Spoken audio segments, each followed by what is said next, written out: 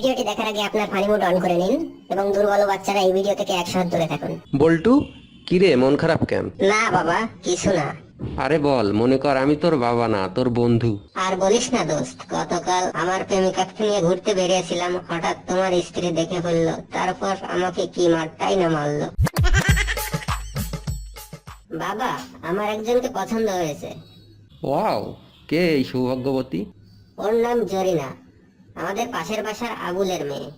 No, আমি তোমাকে কিছু বলতে চাই, কিন্তু প্রমিস করো তোমার আম্মুকে বলবে না। ওকে, প্রমিস।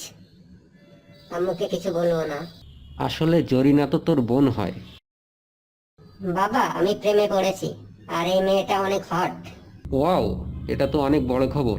তা কে সে? বাবা, ওর নাম সকিনা, আমাদের পাশের বাসার মুখলেস সাহেবের মেয়ে। নো, আবার?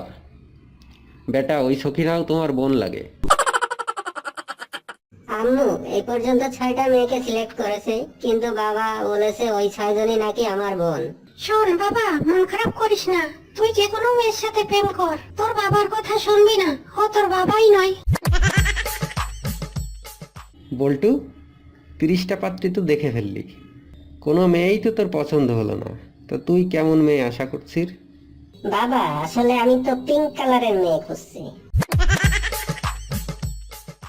বাবা, আমি আর স্কুলে যাব না। কেন? লেখাপড়া করতে ভালো লাগে না?